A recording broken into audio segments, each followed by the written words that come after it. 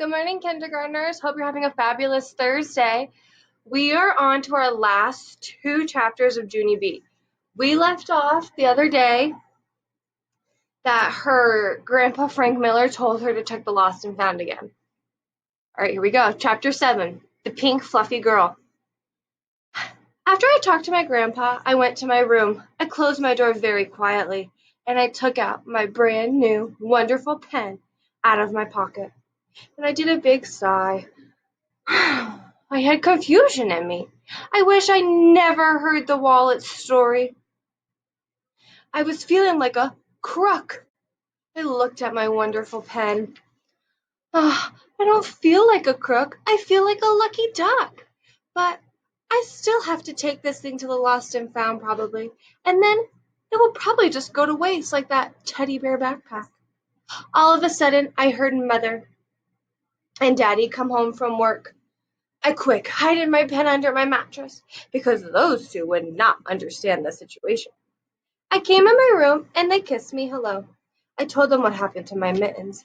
I begged and I begged them to take me to the store. But Mother said, "There's no more left." And Daddy said, "There's no more left, Joe." And so apparently there was no more left. That's how come I got depressed all over. I couldn't even sleep that night. I kept on wondering about who the mitten crook was.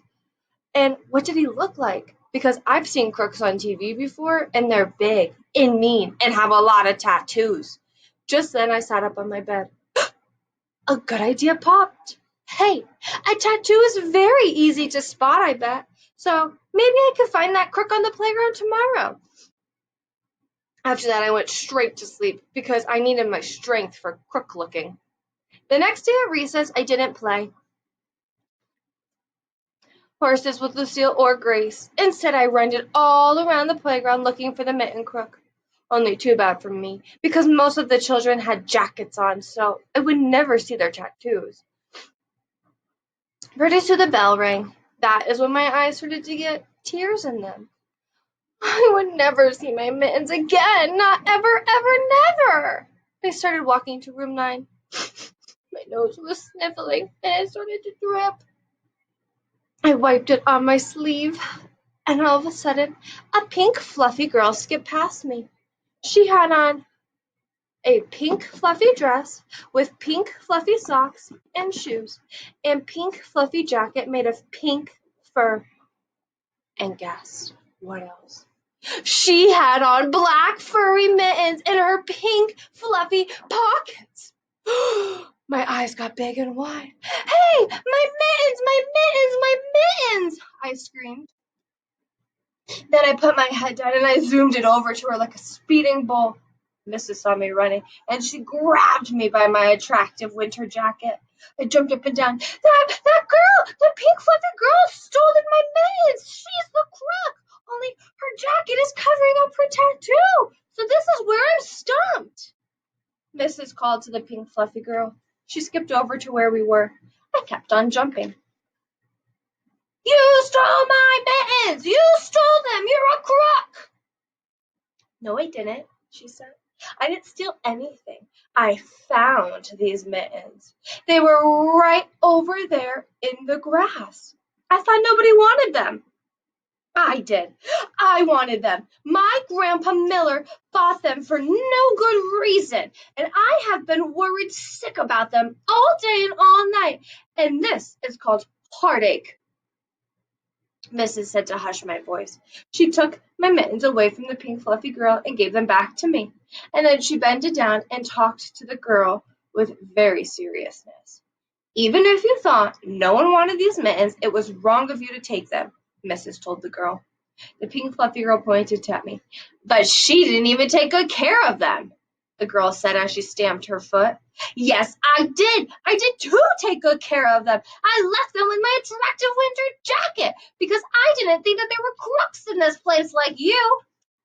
Mrs. told me to hush. "You should have taken them to the lost and found," I told the girl. "Yeah, because then I would have found them when I looked there. And so what do you think that box is there for, my health?" The pink fluffy girl started to cry. "But I really, really love your black fluffy mittens. Mrs. smoothed her hair. I'm afraid that's not the issue, honey.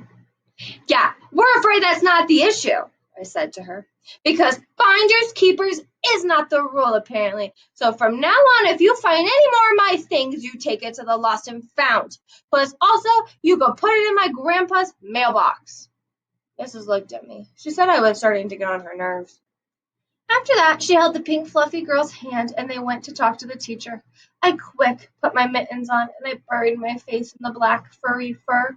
I danced around so happy. Last chapter, chapter 8. I am not a crook. The next day, I went to principal's office. The grouchy typing lady looked over at the counter. I rocked back and forth on my feet.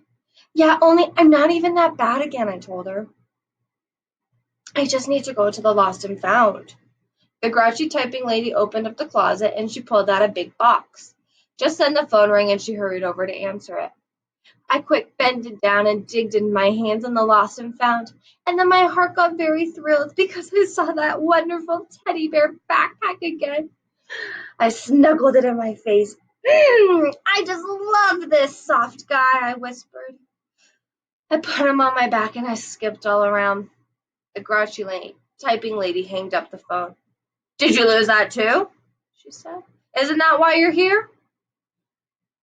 Well, finally I did a sigh. I walked very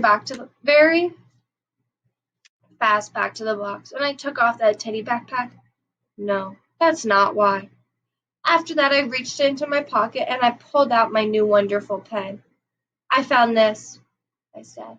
It was on the floor by the water fountain, and I really, really love it. Okay. This is me getting rid of it. I did a deep breath. And I dropped that wonderful pen into the lost and found. I am not a crook, I said.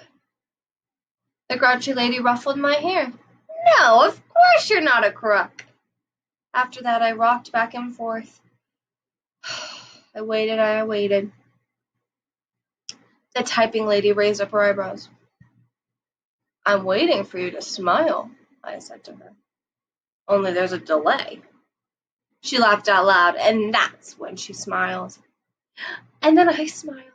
It's working, I said. I skipped all around the office, very happy. And then the typing lady opened up the door, and I skipped all the way to my classroom. And guess what? I didn't find another pen that writes with 4 different colors. Oh, what a relief. The end. That was a really good story. I really liked how Junie B found that pen and she brought it back to the lost and found. She knew that it was the right thing to do. I'm also very happy that she found her mittens again. All right, next week we're going to read you a new story, and it's about Junie B having a peep in her pocket. All right, friends, have a good weekend. Bye.